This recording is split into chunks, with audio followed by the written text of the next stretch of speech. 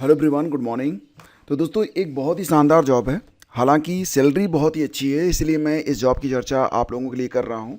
और 405 आवेदन भी हो चुके हैं। 18 फरवरी ही लास्ट डेट है, यानी कि कल तक ही आप इस पर आवेदन कर पाएंगे। सो अगर आपको करना है तो विदाउट फीस आप यहाँ पर आवेदन कर सकते हैं। तो ये जो नौकरी है दोस्तों, ये मिलेगी आपको लखनऊ में।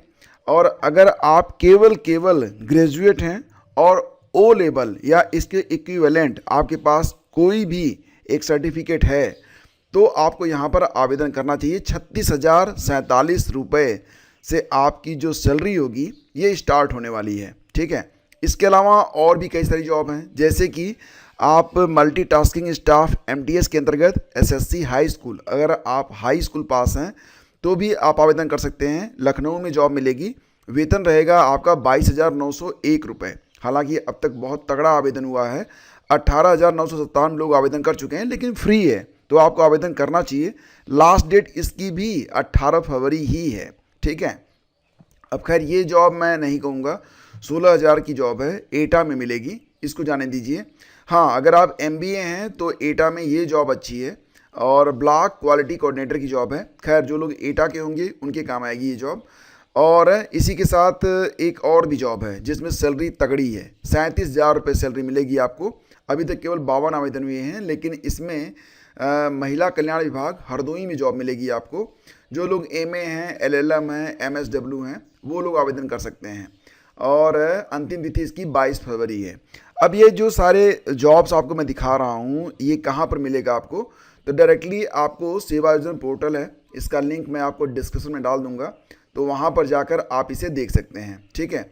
और ये वाली जो जॉब है, इसका जो रिक्ति विवरण है ये इस प्रकार से है, मैं आपको दिखा देता हूँ। और इसकी जो क्लिपिंग है मैं आपको डाल दूंगा टेलीग्राम पर भी, ताकि आप देख पाएँ।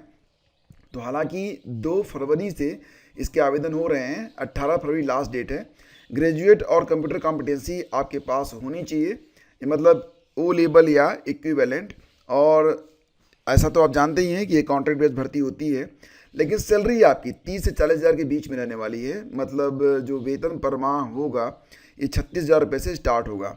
18 से 60 साल के बीच में अगर आपकी आयु है, then you are eligible, no दिक्कत, कोई दिक्कत नहीं। ठीक है। आवेदन करने के लिए आप यहाँ पर क्लिक करेंगे, आवेदन स्टार्ट हो जाएगा। तो मुझे लगा कि आपको बताना चाहिए। ठीक है, क्योंकि सारी जो जॉब्स हैं अच्छी हैं। वर्तमान समय में जॉब की बड़ी किल्लत है और पैसे के बगैर तो काम चलता नहीं है। तो मुझे लगा कि भाई लोगों को पता होना चाहिए, सो मैंने बता दिया। बाकी आपकी मर्जी, आवेदन करना चाहें नहीं करना चाहें। तो इसी के साथ जो आंगनवाड़ी और आशा का मानदेय भी बढ़ने वाला है। मुख्यमंत्री योगी ने विधान परिषद में एक बड़ा ऐलान किया है कि आंगनवाड़ी और आशा वर्कर जो हैं इनका मानदेय बढ़ाया जाएगा। 1,06,00,000 निराश्रित वृद्धावस्था दिव्यांगों की सामाजिक पेंशन भी बढ़ेगी। और मुख्यमंत्री ने ये बातें सोमवार को विधान परिषद में कही हैं। साथ ही साथ मुख्यमंत्री ने यह भी कहा कि शिक्षा मित्रों और अनुदेशकों के लिए भी सरकार काम कर रही है, शिक्षक चाहें बेसिक के हों, माध्यमिक या उच्च शिक्षा के। इसके अलावा जो शिक्षणेतर कर्मचारी हैं, रसोइयों को भी 5 लाख रुपए तक का कैशलेस इलाज की सुविधा मिलेगी 1 अप्रैल से। और यहाँ भी कहा गया कि प्रदेश में करीब कुल मिला के कितना 1,82,113 आंगनवाड़ी कार्यकर्ता और 1,28,811 सहायिका, 1,68,000 आशाएँ हैं। 5 लाख तक कैशलेस इलाज की सुविधा दी गई है। 1 अप्रैल सभी पात्रों को इसका लाभ मिलेगा। 3 नई पीएससी बटालियन के गठन के लिए हो रहा कार्य, समय के साथ स्मार्ट हुई पुलिसिंग। 8,000 कार्यकर्ता सहायिकाओं को 4,000 रुपये मिल रहा है। आशा का मानदेय 35 रुपये है। तो ये भी बढ़ाए जाने के बारे में बात यहाँ पर कही गई। तो this is a good news. ठीक है ना। आगे बढ़ते हैं दोस्तों। और सिर्फ यूपी में नहीं, बिहार में भी ऐसा होता है कि आदेश हो जाएं फिर भी नियुक्ति नहीं मिलती है। अभी आपने देखा था कि फ़िलहाल बिहार में एक वैकेंसी आई थी। वैकेंसी काफ़ी पुरानी थी और 4 जुलाई 2025 को सफल अभ्यर्थियों को विश्वविद्यालय के द्वारा जो है विद्यालय आवंटित कर दिए गए। हालांकि आवंटन के बाद उच्च शिक्षा विभाग बिहार सरकार ने फाइल लंबित रखी, जिससे नियुक्ति प्रक्रिया ठप हो गई। और अभ्यर्थियों के विरोध के बाद 15 दिसंबर 2025 को उच्च शिक्षा विभाग ने राज्य के 12 विश्वविद्यालयों को निर्देश जारी किया कि चयनित अभ्यर्थियों को 1 माह के भीतर पदस्थापित किया जाए, लेकिन अभी तक नियुक्ति नहीं हो पाई है। अगली खबर है कि अग्निवीर भर्ती। तो अगर दोस्तों आपको अग्निवीर बनना है तो 1 अप्रैल तक आप आवेदन कर सकते हैं। लिखित परीक्षा 1 जून से होगी। वेबसाइट रहेगी joinindianarmy.nic.in। तो यहाँ पर दोस्तों 1 अप्रैल तक आवेदन किए जा सकते हैं। एज लिमिट जो है ये 22 वर्ष कर दी गई है। 17.5 साल से लेकर 22 साल की आयु वाले युवा आवेदन कर सकेंगे। ये भर्ती general duty, technical, clerk, store keeper और ट्रेड्समैन पदों के लिए होगी। सोल्जर टेक्निकल यानी कि NA वेट के लिए अधिकतम आयु सीमा 23 वर्ष और सिपाही फार्मा के लिए 25 वर्ष तक निर्धारित की गई है। सभी वर्गों के लिए आवेदन शुल्क 250 रुपये। अग्निवीर GD के लिए 10वीं में न्यूनतम 45% कुल अंक और प्रत्येक विषय में 33% अंक जरूरी हैं, मतलब केवल पास हैं तो भी आप आवेदन कर सकते हैं। टेक्निकल पद के लिए 12वीं में फिजिक्स, केमिस्ट्री, मैथ और अंग्रेजी के साथ 50% अंक अनिवार्य है। क्लर्क स्टोर कीपर पद के लिए 12वीं में 60% अंक तथा हर विषय में कम से कम 50% अंक होना आवश्यक है। क्लर्क पद के लिए टाइपिंग टेस्ट भी अनिवार्य है। 10वीं 12वीं NIOS या ITI के परिणाम की प्रतीक्षा कर रहे अभ्यर्थी भी आवेदन कर सकते हैं, लेकिन चयन के समय मूल अंक पत्र भी प्रस्तुत करना पड़ेगा।